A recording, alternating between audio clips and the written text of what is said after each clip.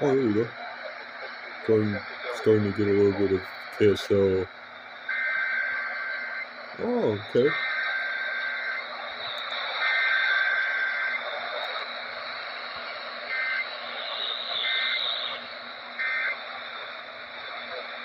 Alright.